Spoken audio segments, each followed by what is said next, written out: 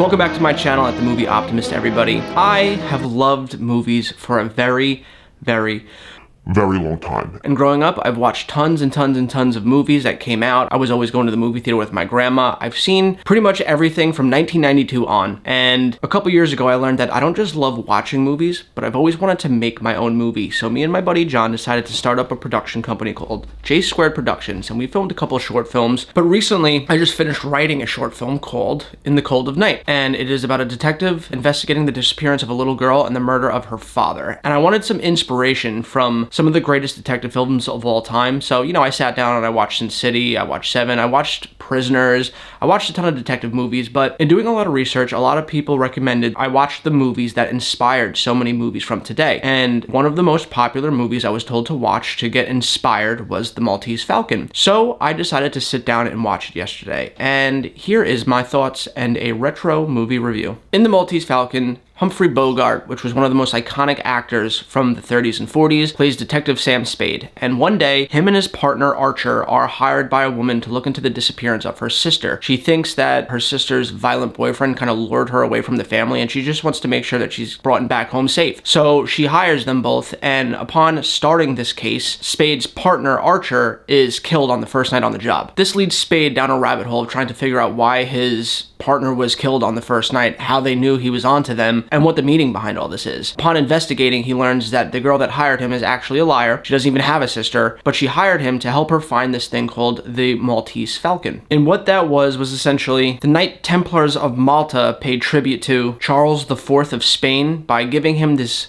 golden Maltese Falcon, which was essentially this golden statue about yay big, and it was covered in jewels, and it's one of the most priceless artifacts on the planet. And she hired him to inadvertently help her track down where this item is. But, plot twists, she's not the only one looking for it. So is this French man that I can't remember the name of, and so is a man that they refer to as the Fat Man. And the three of them, the woman, the Frenchman, and the Fat Man, are all kind of fighting to find this thing before the others and claim it for all of its glory and sell it for all of the money that it's worth. And Spade kind of finds himself in the middle of it, where once they learn that Spade is now involved and he is now the fourth person to know that this artifact exists, they're all essentially bribing him to help them find it first. The French man bribing him with money, the Fat Man bribing him with money, and the woman bribing him with love. She's bribing him with her body, essentially. It's up to Spade to figure out what the Maltese Falcon is, how to find it, and who to give it to based off of the best bidder. That being said, I don't want to spoil anything else here for anybody that might be inspired to go and watch this after this review, but I have thoughts on it, and it's gonna be a little divisive amongst probably everybody. I'm gonna start off with the performances. Listen, I grew up 1992, that's the year I was born, and I grew up watching a lot of movies. Seven is one of my favorite detective movies of all time. Like I said, Sin City. Prisoners, directed by Denis Villeneuve, starring Hugh Jackman and Jake Gyllenhaal. And those are the movies that I am used to in terms of acting and storytelling and motives and plot twists. And when I watch something like this,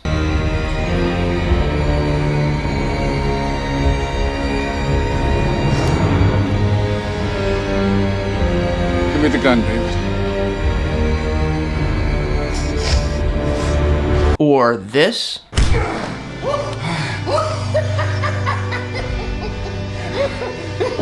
You have nothing to threaten me with. or this, Murphy still grabbed his car. She crashed it. She's okay though. it is really hard for me to watch a movie where the acting is like this. You'll never understand me, but I'll try once and then give it up. When a man's partner's killed, he's supposed to do something about it. It doesn't make any difference what you thought of him. He was your partner, and you're supposed to do something about it.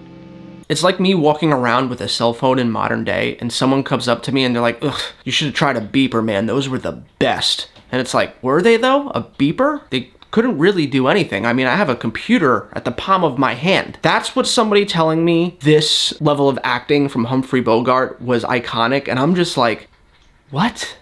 I mean, straight up, the very beginning of this movie, he gets a phone call in the middle of the night that his partner, one of his closest friends, was just shot in the chest, fell down a ravine, hit a bunch of rocks, and died. And he's just like, yeah, all right, what are you gonna do? Just another day at the office. Mr. Archer was so alive yesterday. So solid and hearty. Stop it. You know what he was doing? Those are the chances we take. Was he married? Yeah, with 10,000 insurance, no children, and a wife that didn't like him. And I'm just like, your best friend and partner just died. And he doesn't act like he cares. He might say he does, but it doesn't seem like it. This performance to me is so wooden. I'm genuinely like, how did people look at this back in the day and think it was good? That being said, I am aware that this movie took place in the 1940s, and this was still very new in the art of making movies, and a lot of actors back then, before movies were a thing, were all stage performers. And when movies became a new medium and those stage performers came over and were acting in movies, they were still acting as if they were on a stage, where they were doing quirky, corny things, almost like they're trying to get a laugh out of the audience to boost their morale. It doesn't transfer over to the movie medium well, at least not to today's standards. Because this performance was just so wooden. Like, there's not an ounce of emotion in this character outside of the scenes where he's mad. When he's mad, I'm like, yes, there it is. There's some level of acting. I'll think again and think fast. I told that gunsel of yours you'd have to talk to me before you're through. I'm telling you now, you'll talk to me today or you are through. What are you wasting my time for? I can get along without you. But when he's not mad and he's just talking to people, it's just very monotoned and wooden to me. And I understand, I'm not trying to offend anybody that loves Humphrey Bogart. I'm aware that back in the day, he was essentially that year's version of Daniel Day-Lewis or Leonardo DiCaprio. But as somebody that grew up watching performances like this... You are an empty, hollow shell of a woman! I mean, what the hell are you doing in my house if you hate me so much? This just doesn't hold a candle to it. It's like me editing these videos on my MacBook Pro that's lightning fast, and then someone saying, you should try editing on a dial-up computer from 1994. And I'm just like, ew. That being said, the woman in the movie, I don't know what her name was, but she was probably the best actress. She had to show a range of emotions, from sadness to sappy to flirtatious to angry. Whereas everybody else was kind of just like a one-trick pony. They all just were wooden. Performances aside, the thing that bothered me the most in this movie were the motives behind a lot of people. There's a scene in this movie where the Frenchman comes into Spade's office and holds him up at gunpoint, because he wants to flip his apartment upside down looking for the Maltese Falcon because he thinks he already had it, considering that woman was dealing with him long before the Frenchman got involved. So again, he holds him up at gunpoint. Spade manages to wrestle the gun out of his hand and knock him out. Knocks this dude out cold. One punch, one Irish jab to the jaw, goes through the guy's wallet, finds a bunch of stuff on him, and then when the guy wakes back up, he literally is like, can I have my gun back? And Spade's like, yeah, sure, here. And he hands him back the gun, and the guy just turns the gun on him and goes, put your hands up, I'm turning your apartment upside down. And then he just does it again. And I'm like, why would you give him the gun back? That makes absolutely no logical sense. If that was me and I happened to wrestle a firearm out of a man's hand that was just pointed at my face, the very last thing I would do on the planet is give it back to him when he woke up. It was just stupid. There's another scene where Spade meets up with the Fat Man, and they're having a conversation about the Maltese Falcon, and the Fat Man's pretty much just like, yeah, I'll give you like 20 G's if you get it to me. And Spade's like, all right, sure. And shortly after agreeing to it, and agreeing to helping him find it, he realizes that he's been drugged by the Fat Man and he falls unconscious. The Fat Man doesn't kill him. He never really learned why he drugged him. He wasn't putting up much of a fight or anything, so I just don't see why that was necessary. That being said, so Spade eventually comes to a couple hours later. He goes to where he knows the Fat Man is, and then they just have a normal conversation like nothing happened. Doesn't ask him why he drugged him, doesn't retaliate with aggression or anything like that. It's just like, no, back to business. And I'm like, man, if I woke up after being drugged and I found that dude, I would knock him the fuck out. There's another scene at the very end where Spade figures out who the shooter is and disarms him and pretty much looks at the Fat Man and goes, look, if we're all gonna find this Maltese Falcon and ride off into the sunset wealthy men, we're gonna need to have a fall guy at least for all of the murders that ensued here. And the Fat Man's like, all right, who do you think? And Spade looks at the Fat Man's right-hand man, who is the murderer, the person that murdered everybody, and is like, why don't we make that guy the fall guy since he's the one that was doing the murdering? And the Fat Man's like, well, he is like a son to me, but you know what? You're right. Let's throw him under the bus. Well, Wilma, I'm sorry indeed to lose you, but I want you to know I couldn't be fonder of you if you were my own son. But, well, if you lose a son, it's possible to get another. There's only one Maltese Falcon.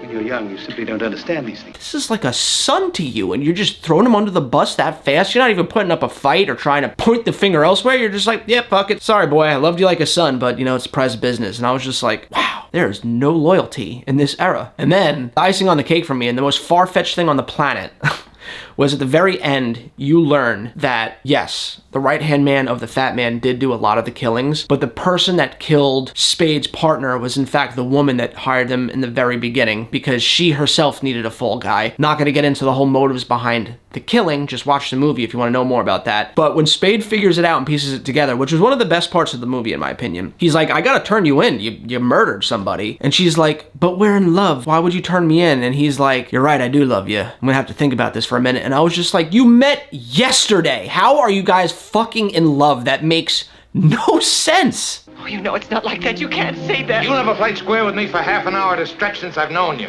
You know down deep in your heart that in spite of anything I've done, I love you. I don't care who loves who. I won't play the sap for you. I won't walk in Thursby's, and I don't know how many other footsteps.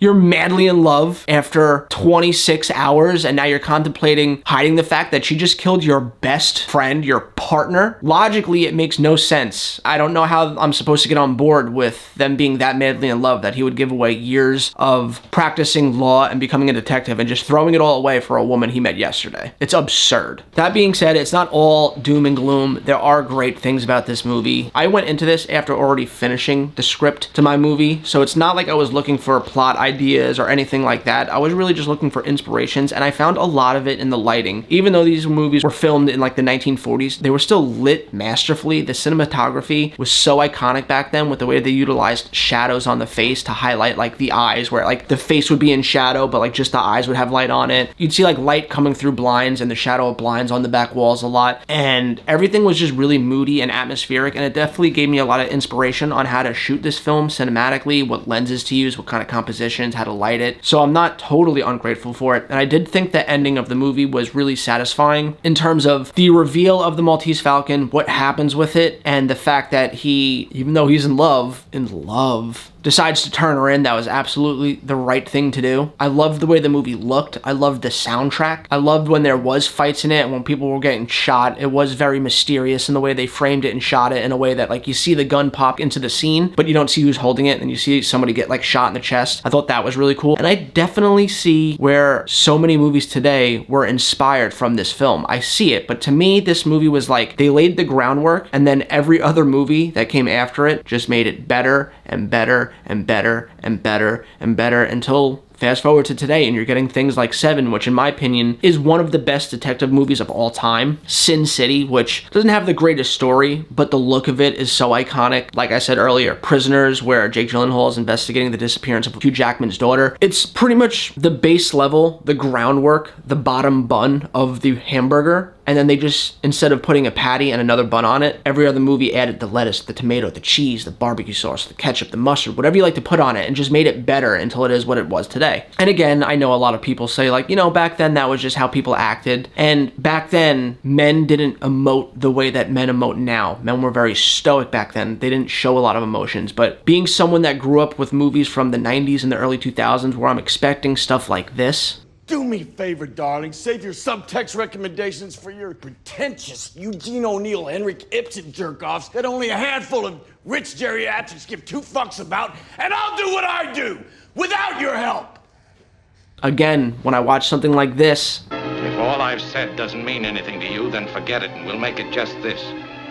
I won't, because all of me wants to, regardless of consequences. I just can't digest it today. I can't appreciate it the way that so many other people appreciate it. I'm not saying that this is a bad movie. If you love it, I'm not attacking you. It's just not a movie for me. So at the end of the day, I'm gonna sit here and say that I give this movie a 3 out of 10. Again, I know that's gonna be really unpopular with some people, and I'm sorry if that offends you. That's not my motive here, if you will, but I'm just calling it like I see it. This movie is definitely not for me, but I am going to continue my journey of watching movies like this, because I'm sure as the years get latter and it turns into 1944, 1945, 1950, 1965, that acting and emoting that I'm seeking slowly starts to bleed in. From what I'm told by a lot of people, Marlon Brando kind of came in and changed the game in terms of acting, and he was one of the first actors to start showing male feelings from movies like A Streetcar Named Desire and On the Waterfront. So I am going to give those movies a chance, because I want to see if it's accurate, and I want to see the movies that kind of revolutionized and changed the game in terms of male acting in movies. And And I feel like that's really important for me to watch to move forward and make films that take place in the noir setting. Anyway, guys, let me know what you think in the comments down below. Did you like this review? Do you agree with me? Do you disagree with me? Do you want to punch me in the face through my camera right now? I would totally understand it. If you like reviews like this, please let me know in the comments down below, and I'll continue to make more. I'll make a playlist called Retro Movie Reviews, and maybe if you guys have recommendations for me. My thing is I like thrilling, violent stuff, like I've been saying all along. Seven, Sin City, Prisoners, things that have awesome shootouts and stuff, but I also like a good mystery. But I really want to watch a lot more older movies to kind of hone in on my skills. So if any of you guys have recommendations outside of the movies that I named here, please drop them in the comments. Anyway, if you like what you see here, give me a like and a subscribe. That way I can continue bringing you more content, and hopefully one day leave my 9 to 5 and do this full time and get you even more content. Maybe start doing some live shows with you guys talking about like weekly movie news and things going on in the pop culture industry. Anyway, as always, guys, I hope you have a great rest of your weekend. I had a lot of fun doing this. I'll catch you on the next one.